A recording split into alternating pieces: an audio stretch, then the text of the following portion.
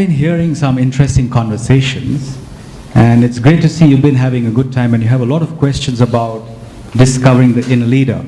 And I understand where your doubts are coming from. Is it something for me?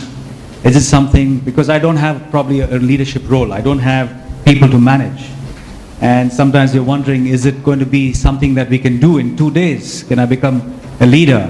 And yes, we've heard a lot about leadership, but what is this inner leadership about?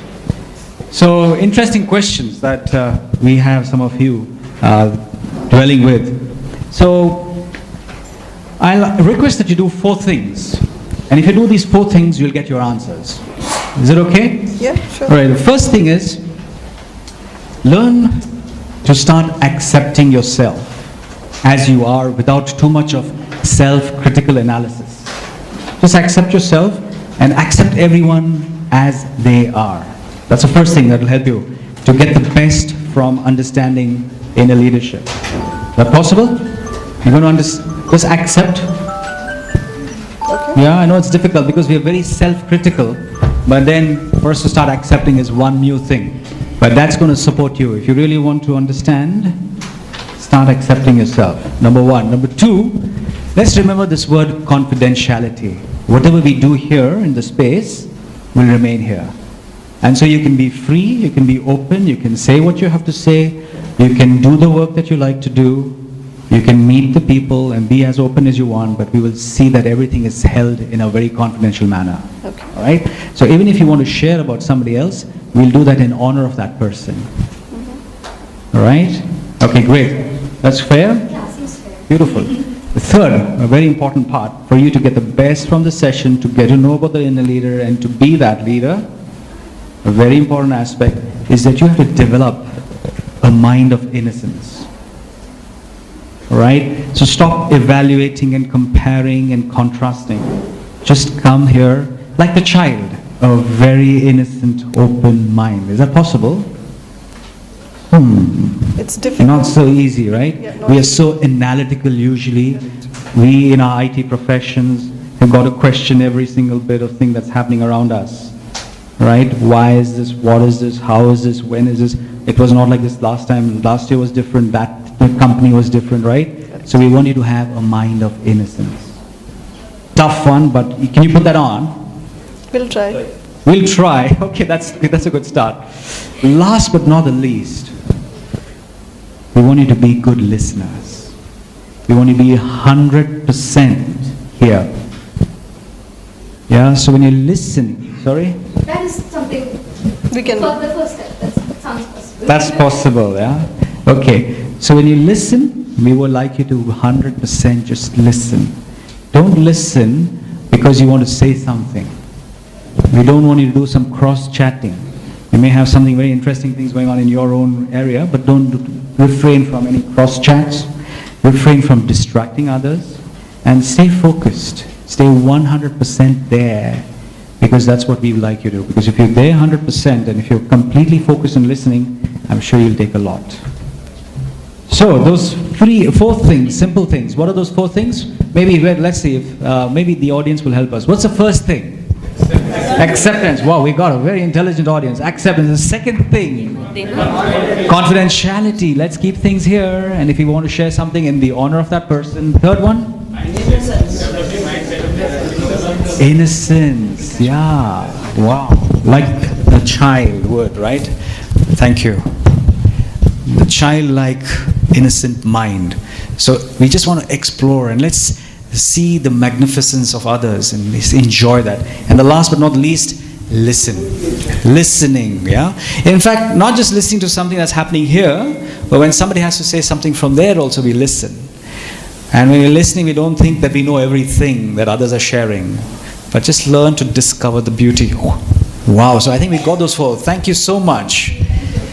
So we have those 4 ones taken care of, right? Okay, please join us in the audience and then we'll show you and discover the inner leader for now. Okay, so very good morning again. Good morning. It's so nice to have this, group that has been up since 5 o'clock in the morning. Have you done that before recently? Right? This is schedule packed like it has been right now. So let's just get the best of what we have. So let's take a moment, and if there's anything in the mind, let's just clear the space. All right? If there's anything you're supposed to have done, something you have to go back and do, somebody you have to call, whatever it is, as of now, it's not going to support you. If there's something in the mind, if you really want to write that down and say, okay, let me remember to do this, please write that down, no problem. Because when your mind is a little bit relaxed, you learn a lot. You remember a lot of things to do, Suddenly you'll get those bulbs, oh, I should do this. All right, so right now, I want you to just be completely relaxed, ease yourself, ease your mind. Take a deep breath in and out one time. Let go of everything from the mind. Just keep it completely free. Be here. 100% accept everything that's happening around you. You can see what's happening, you can smell, you can hear, you can listen, you can sense, all the things that's around you. Some may be good, some may be very good, some may be not so good. But whatever it is, just accept everything. And when you accept it, then you're mentally relaxed. Okay, thank you. So we are here now. So welcome once again. Yeah, all of you 100% here? Yes. Very good. Beautiful. So we are discovering the inner leader. You want to take it to the next slide, please? Okay, so what are we going to what's let's say not just today, but for today and tomorrow, in terms of some of the workshops that we're going to be having over here. We're going to try and explore these questions. So let's have a fresh perspective of a leader. We've heard a lot about leadership and leaders. Well, let's do some sort of a fresh perspective, something that would really be useful to know, because many things have gone wrong in leadership in the world today. We have seen people as great leaders, but the things have happened that all of a sudden we kind of question that leadership. So let's try and look at a fresh perspective of leadership. Let's try and understand what is the inner leader. So one is leadership in general, but what is the inner leader? And let's try and become friends with that inner leader. Make that inner leader your best friend, because that's the philosopher, friend and guide that's going to really help you steer through life and make it exceptionally amazing for you. And what we're going to also do is we're going to learn how to access infinite power through the eternal source. So one is the journey inward, which is the inside leader. We'll also do the journey upward, and that's the infinite power that I can actually access through that connection, which is eternal. And so that's another wonderful, let's say, element that we will carry back with us as we leave this place.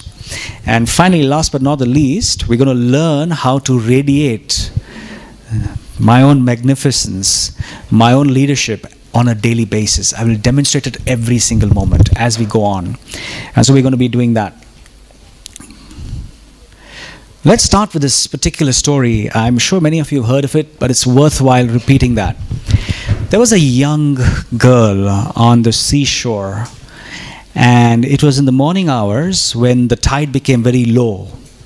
So because of the low tide, what happened is lots of starfish were lying on this particular shore of the sea. And there were almost 1 million of those starfish on the shore of that particular sea. And so what this little girl was doing is she was going, seeing that one particular starfish, picking it up and throwing it into the water so that it could survive and continue existence. Then it's take the next one, take it up and throw it into the sea. And there was a person like me who was a very skeptical, practical person who passes by.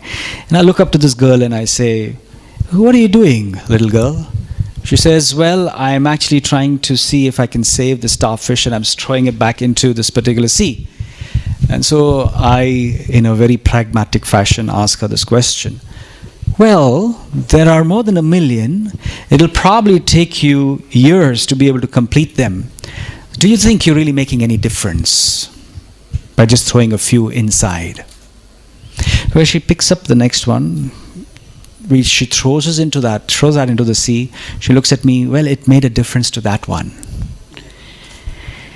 And so it was very interesting to see the perspective of this little girl who realized something that I believe leadership truly should stand for. while she was not trying to make a big difference to every possible thing, but she could make a difference to whatever she could touch, wherever she had her circle of influence. And so there's that responsibility that I feel, if I come across something that I can do for that point in time, let me just do whatever I can and not stop myself because, I may not be able to make the whole world different. But yeah, the responsibility of let me make that difference to whatever I can. So she picks that up and she does it. She did not be reactive, or she did not look for excuses why she should not do anything and walk away from there. She was looking at reasons why she should do it, and she was being very proactive. I feel that's a very interesting trait of a beautiful leader as well. Not to look for excuses, but to look for reasons why I should do something which is going to make a difference, maybe to one person. And so she was also a very strong person. She was not getting influenced by people like me.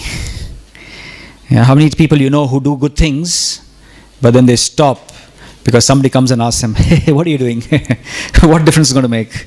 You do this one small good thing, who's going to listen to you? Who's going to do this? Nothing's going to happen. And then we stop doing that good thing. Happens to us sometimes? Yes? So strength, strength to persevere what you know is good.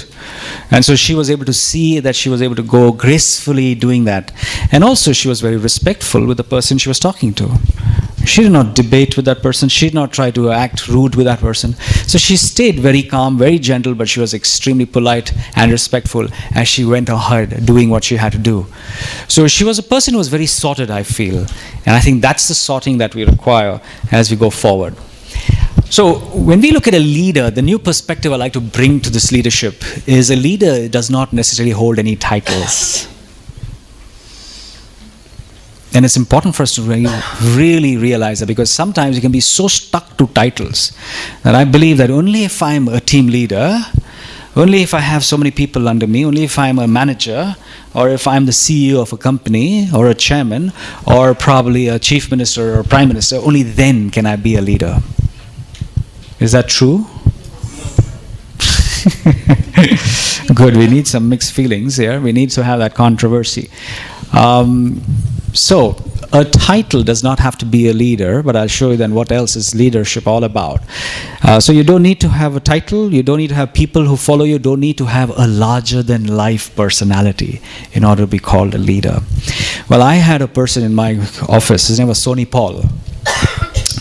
And whenever we wanted something done, so I was the general manager of the department, and Sonny Paul was in the front line, he was one of the executives. Any question anybody had about anything in my department, they will not come to me. They will go to Sonny Paul. And Sonny Paul was this person who was able to find solutions to everybody's problems in that department, and he was able to do justice to his own work as well, and he was exceptionally good with what he did. And so he was a go-to guy for everything that people want in the department. Today he's the general manager of the department. Of course, I retired and it's probably 4 or 5 years now. But he's grown up so quickly.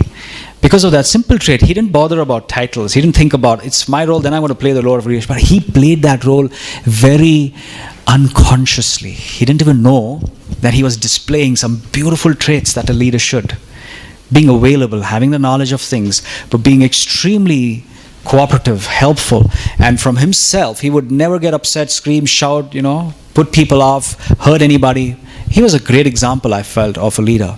And I'm sure many of us know people who don't have titles, but they're able to exude this great competence that we really need from people. So, that's one part, that it's not really about the larger-than-life personality. It's not about the achievements of life. It's nothing. Anybody and everybody can actually be good leaders. But what is a leader? For me also, it is also something which, if you look at the word leadership, and most of the books that are written on leadership, if there's one word that they speak about leaders are supposed to be doing, that is influence. A leader is a person who has the ability to influence people around them. You agreed? Yes. You're able to influence people. You're not supposed to push people, but you're supposed to influence them. Yeah, you're not supposed to force them and pressurize them on certain things. Many of us probably have seen and noticed that leaders do a lot of pressure tactics to get things done. However, a good leader is the one who can influence people in a very tactful fashion, so they can tap into something called the discretionary effort of that person. What is a discretionary effort? So in a normal life, if there's a person who is a manager, may not be a leader, there's a difference. He can get my time from 8 to 5 or from 9 to 6. You have my time. And I'll give you exactly what is my skills and my talents. That's how much I'll give you. But a person who is discretionary in terms of a leader goes beyond just the time and is able to get much, much more from you than what you would do just based on your job responsibilities or your job description. Getting what's the job description done is the job of a manager, and they can do that pretty well. This is your job description, this is what you should do. And you did it and finished. Khalas, I finished. But the discretionary leader or the true leader can actually tap into much more. Because people are much more than just doing the job descriptions. How many of us have actually been involved in social organizations where we not got a single penny, yet we are ready to give our full efforts, tirelessly we work day in and day out to make something happen, but we didn't get paid anything at all?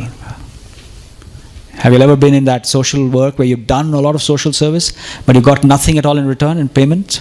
You'll have done that, a few of you have done that, yes. And how did you feel at the end of the day? Amazing, great, fulfilled. So is it a paradox where I'm able to give my 100% and more, tirelessly doing things, I don't get paid for a single moment for what I'm doing there, I'm absolutely fulfilled. But on the other hand, I go to an organization where I'm paid, I'm getting a salary, and I work from a certain time to a certain time, and I perhaps give my 100%, but not my full that I could possibly give, and still I come back not always feeling fulfilled, right or wrong? Isn't that a paradox? You're being paid, but you're not so fulfilled. On the other hand, you're not being paid, but you're so fulfilled. Why does that happen? Salary structure? Oh, sorry, satisfaction. There's nothing to do with salary. Anything else? No expectations. Okay? When you go into social service, you don't expect anything there. When you come into the corporate world, you expect a lot of things here. Okay, anything else? Okay, there's contradiction where? Contradictions to our own self-beliefs. Oh. We were paid, but we are made to do what we don't believe. Okay, so you're being paid, but you're probably doing things that you do not believe in. So you feel that you're in a job that is, it's there and I'm supposed to push myself to doing this, but this is not really what I should do, right? Connect to the organizational goals. We are not able to connect to organizational goals. Great. Okay? Compare with others. Compared with others. Sorry, somebody at the back? Social service, we get beyond money, so we know that I'm earning blessings and something beyond. Maybe not all the time we put it in words, but we have a different level of time. Social service is self-motivated, I think. Social service is self-motivated. Okay. Beautiful. Acceptance. Your own decision. It's my own decision. And I have the freedom to do what I want to do.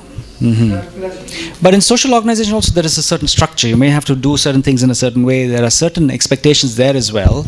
Like if I go into social, there are certain social norms in any place. And so I've got to abide by them. But yet I do understand that you're self-motivated, you're self-driven. You want to do those things. And it's not some sort of a salary that's making you do those things, but you're doing that yourself. So if I was to look at this particular analogy and see if I was doing social service and I had all the fulfillment in this world because I felt that I was contributing, I felt I was doing selflessly, I felt that I was being self-driven and motivated, and there was a lot of alignment, I was able to contribute, I was getting blessings from people. Is it possible for me to do the same in a corporate world? Now, I understand that there could be certain values in that particular corporate world that may be not in alignment with me, or there could be leadership over there which could be a little bit different from the way I would think. But truly speaking, I believe that if I'm on that side, who's really responsible for that fulfillment? Myself, to a large extent. If I would want, even in that particular area, because there could be times when I've been in a social environment and I probably left it and gone because I felt some dissatisfaction there. But then what I'm trying to help us understand is that dissatisfaction or satisfaction can be triggered by the external environment. It can be triggered. They can only be triggered. But the responsibility of that fulfillment lies with me. I can still try and bring myself into this corporate world like Sony Paul did. And if I have a mindset of contribution, if I just say, okay, fair enough, I'm getting a salary, but I'm not working for that. That's like the addition to me. But if I'm over here, what can I do here to make a difference to people around? What can I do to see how I can give rather than take? One of the biggest qualities of a great leader is they're there to give and to guide, not to take. Agree with me? And so when you come in a social organization, are you there to take or to give? When you come into corporate world, you're there to take or give. Largely, it's the taking. No, it's give and take, but I first see how much I'm getting so that I give as much. I'm getting so much. This is my title. This is my particular thing. This is what you have told me. This is what you have like type of your personality. So this is how much I will give. So that aspect of giving and guiding is a very important element that I must be able to just shift that mindset. The salary will come, the people give you, all that stuff. But if I'm going to stop myself and condition my giving to the getting, then I'm going to stop. I'm not be able to continue existing. And then your greatest fulfillment is in giving or in receiving? Giving. Do you need anybody's permission to give? So if you have the highest fulfillment in giving, and we don't need people's permission to give, because let me tell you this one thing. Anybody you walk up to and give something, they're going to be very happy. Extremely happy. Because we're talking about giving things which are meaningful, which are nice, which are interesting, which are useful. Because that's what you're giving in a social organization. You're giving pure energy. You're giving pure intentions. You're having good wishes. Whatever action you're doing that with a lot of humility, with a lot of power, with a lot of happiness and peace. That's what you're giving. All right, so it's not necessarily what you give, actually, it's a lot of that energy that you... So that social... It could be you're going to a school of special needs. It could be you're just going to a camp where you have people who are underprivileged. It just could be doing something for the environment. It could be anything. That, what you do, doesn't matter as much as the energy with which you do. It's the energy that gives you that fulfillment, not what you actually do. It's the enthusiasm, the love for what you're doing. It's that brilliance that comes through you when you're actually doing that. You feel good. Not because of the actual work. As I said, it could be so many different things. But just because you're doing that selflessly, you know that I don't need anything. I'm just giving. I'm contributing. I'm allowing. Because each of us have magnificence inside. We got lovely things inside of us. You agree with that? Yes. And so when you are seeing that is coming out unconditionally, wow, you're very tuned to nature. If you look at things in nature, nature gives and gives unconditionally. It doesn't see, Prakash is coming. He has been a little bit rude. I'm not going to give him. I have all these mangoes on my tree, but when he comes, I will disappear those mangoes. All of them will cease to exist. Because he has not been giving, I will not give him. What will happen to the tree then? Well, it's not going to be fulfilled anyway, you know. And so for us, when we come into this other space, we start conditioning, we stop giving, we start, getting into the other space. We are not able to be in tune with that magnificence of ours. And so we then are not able to get that energy that we should be actually having. So for me, influence, impact, inspire. I feel that's one of the most important aspects of a leader. And you don't need people under you to be able to do that. For example, I could have a call from a call center. Somebody from the call center speaks to me. This was a real example for me. So there was this lady who called me up and she said, Mr. Prakash, I'm calling up from this bank and are you okay to have 2 minutes? I want to talk to you about something. I said, okay, go ahead. And then by the end of the conversation, I asked her, so what's your name? She said, I don't remember the name right now, but it sounded like a Sri Lankan name. So I said, are you from Sri Lanka? She said, yeah, I am. And I said, Stella. Her name was Stella. And I told her I used to be in Mysore, and I had a classmate whose name was Stella. And so we had our geography teacher who would always say, so he was the way he would take his attendance of all the people, very, very interesting, So he would look at Stella, and then he'll say, Stella, and everybody, because she's not there, they'll say, Illa. He said, okay, Stella, Illa. And so he would, do that. And so I cracked this joke to this. She was Sri Lankan. She didn't understand Kannada at all, obviously. So then I explained it to her. And then I said, okay, thank you, sir. Thank you so much for the call. And she kept the phone down with one word, which I'll never forget. She says, Prakash, thank you so much. You've made my day. And we never get customers like this who speak to us this way. And I thanked her and I said, okay, bye, take it, have a good day. And I put the phone down. And just imagine, what did I do? Nothing, right? I just was human. I just was there. I just was aware of myself as a person who likes to be loved, and I know somebody likes to be loved. And all I did was just share a personal story from her name. That's all I did. But think about her level of her feelings when she spoke to me first, and how do you think she felt after she spoke to me? Energized. She was at a different level, right? And so do you think I played the role of a leader? Yes. I go to the petrol station, I want to have my bike filled with fuel. I could just be this machine who says, fill it, so much liters, here's the money, and I can walk away. Or I could just pause, be who I am, connect with this person, and make him feel good for what he's doing, and then move away from there.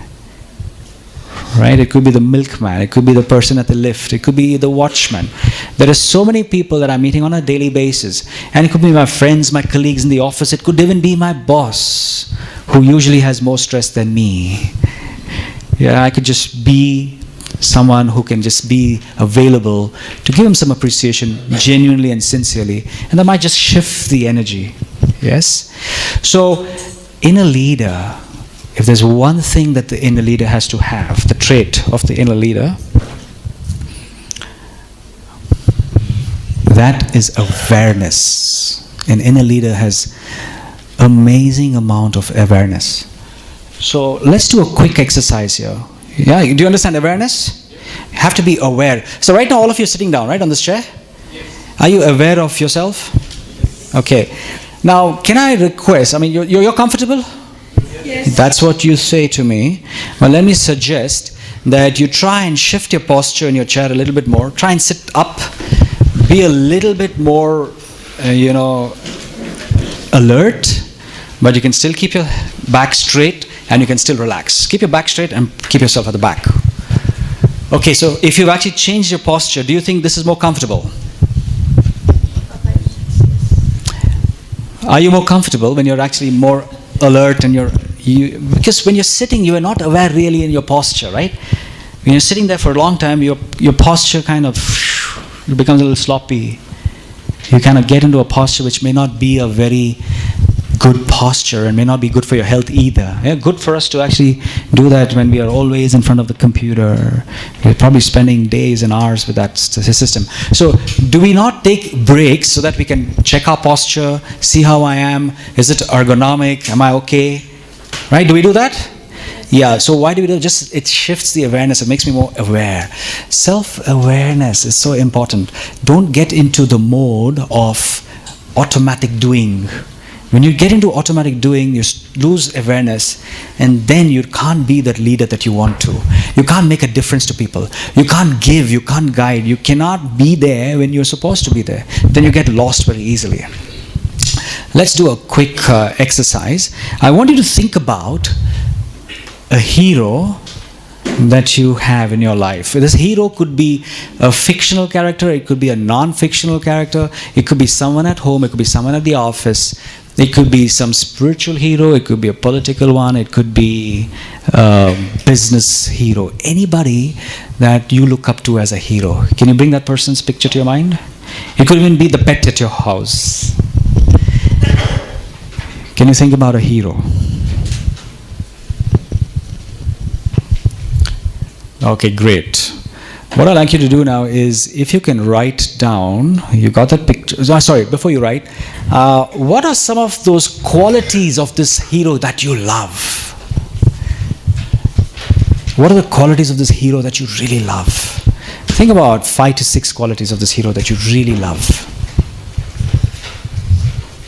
And you could write them down on that notepad of yours. 5 to 6 qualities of this leader that you love a lot.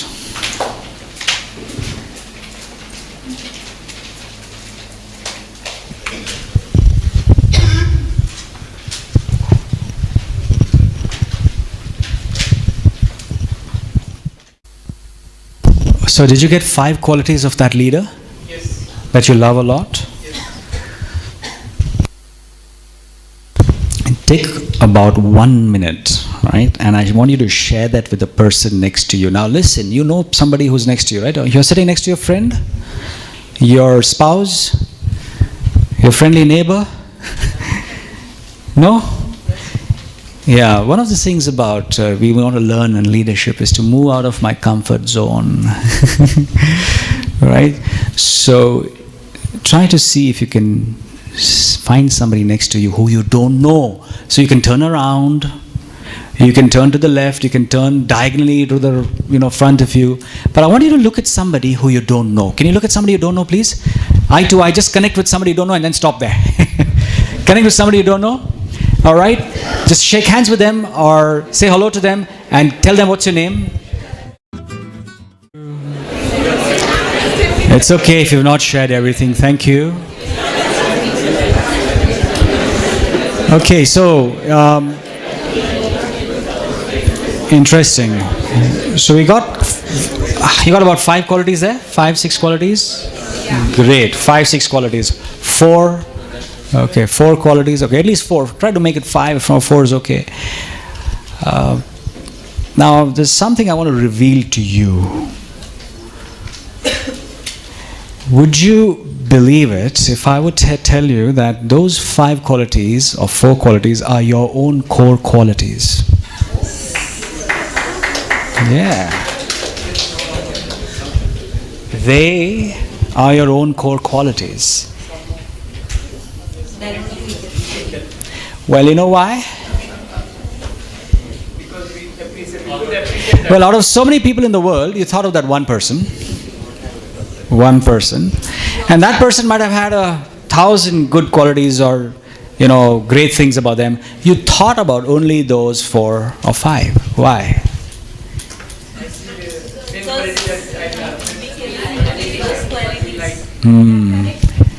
Perception is projection. You normally have something inside yourself that you project outside in other people.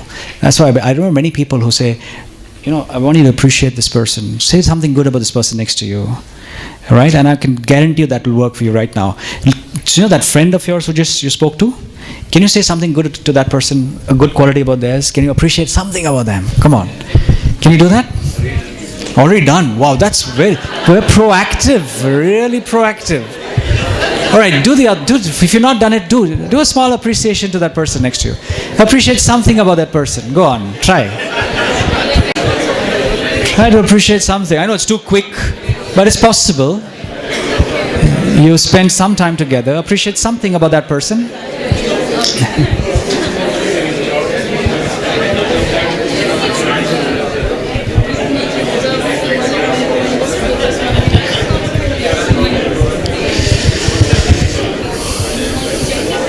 Okay, thank you. Just a word was enough. One word was good enough. Appreciation. Now, usually, when you appreciate somebody, you normally see something that you have inside you, and unless you have that quality and you've not tasted that quality yourself, it's difficult for you to recognize that quality. I have it in me, I've tasted it, I've experienced it, I value it, and I see it in other people. And so it's interesting to see whenever I'm seeing something good in other people, it's a projection of the goodness I have inside me. Yeah, right? And that's a fact. It's not something that I've just made up on the spot. That's how it works. When you find those 5 good qualities of a leader, and then I resonate, I love those 5 qualities, it's because I've got those in me. Now, I may not be exercising all those 5 right now. That's a possibility. I might not be exercising them, but the fact is it is me. Those are my qualities. It's my core qualities. And so you value it, you see it, you appreciate it, you like it, you aspire to it, and then it's just a matter of time till you grow into it. But the first step of any transformation and change is obviously getting aware, but also knowing and believing that's in me. Yes, these are my qualities. Yes, I have these qualities. So we'll take a meditation break, but before that break, the break can be an active break, all right? Or you want to play this? You don't have to say anything. I'll just start. You would do that? Yeah. Okay, they're waiting to the bell. So just form the sentence before the bell goes. Just form the sentence. I am. All right, I am, followed by those 5 qualities.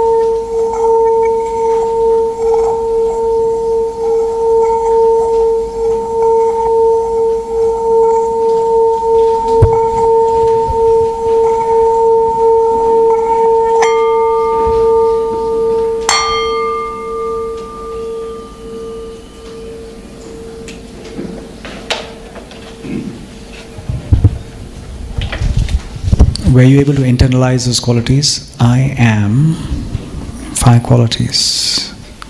Those 5 qualities that you just wrote about the leader that you look up to and that you love, those 5 qualities, that's me. I am 1, 2, 3, 4, 5. Write those qualities, and we want you to experience them now. Okay, so can you just read that to yourself one time in your own mind? Just see those qualities in front of you. Read that to yourself. Okay, now read it for the second time. Read it for the second time, but I want you to slow down your pace. Half the pace of the previous time, very slowly.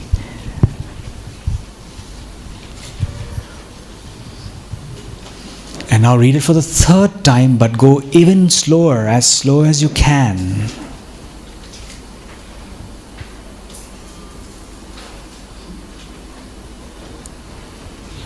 And for the last time, I want you to go extremely slow, but just focus on 1 or 2 qualities, and I'd like you to feel it right now. Very slow, feel it, and visualize yourself as an embodiment of those qualities. You're walking with those qualities, you speak to people, you display those qualities. Wherever you go, whoever you meet, you're always aware of this quality, and you're using that quality in your interactions.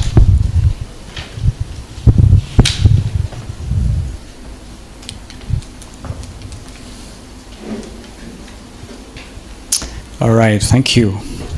So how does that feel? How does it feel? Are you able to feel charged with those qualities? Are you able to sense those qualities in you? Yes? What happens is, what you are doing is meditation, which is simple 3 steps in meditation. What you're doing, 3 steps. So the first step, obviously, once you're aware of it, once you become aware that these are my qualities, you need to believe in it. I must believe that I am courageous, peaceful, loving, happy. I am a visionary, or I am a cooperative person. I am helpful, supportive. I am approachable. I have to believe first. Then you got to see, feel it, and sense it. So this is what you just did when you said, I want you to just think about those qualities. Repeat it to yourself and feel it inside you. You contemplate on those qualities. So you first believe it, and then you see it, you feel it, you sense it. And then if you do that continuously, you more and more become it. It grows inside you.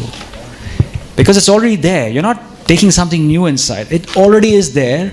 But now when you're keeping it in your mind, when you're keeping it in your awareness, you are growing it. They say where attention goes, energy flows.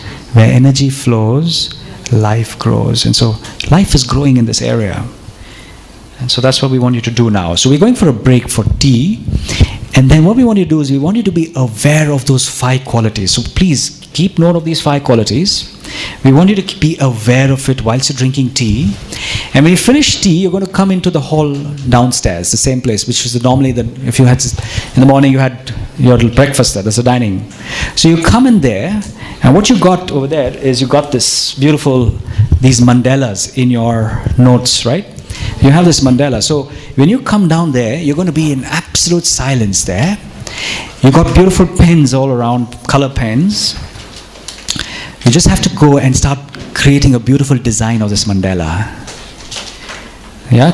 Be creative, absolutely silence. You're going to enjoy this silence, but not just this level of silence. You see, the other silent level is the awareness of those qualities. Remember, when you're doing social work, and you're doing other work, the difference is awareness of some qualities there. So while you're doing that act, the act is not as important as what's in your mind while you're doing those actions. So constantly be aware of it. And if I possibly can do, I'll probably, keep reminding you of getting into those qualities while you're doing your work. Because there's a beautiful saying here, I'll show you. This is a very interesting saying here. It says, joy does not come from what you do. It flows into what you do, and thus into the world from deep within you. And so we want you to see how you can, while you're doing this beautiful tapestry, this great, amazing work of mandalas, you have all different nice colors, and you can make it look very beautiful. But we want you to be able to bring those qualities into them. We want you to feel those qualities while you're doing that. We want you to be aware of that. That's a very deep level of silence. So it's not just silence where I'm quiet, but it's active silence where I am aware of myself. And so it's silent from all other unnecessary thinking. You're silent from all useless thoughts. You're having this brilliant, positive, but powerful thoughts and feelings inside whilst you're doing that. You like to do that experiment? You like to do that experiment? Yes? Great. So we have some tea for you first, and then 11:30 we go inside there, and we will be there, the volunteers, to support you as well. And you're going to enjoy the journey. When we finish that, then I'll tell you instructions. You probably have about 20 minutes to do that, 15 to 20 minutes. Enjoy the silence when you're doing that. All right? And for those who finish a little fast, you can then write some poetry, some prose. What do you like to do? Whatever comes inspired by it, just do that. And then I'll guide you upstairs, yeah? Okay, thank you. Enjoy your break.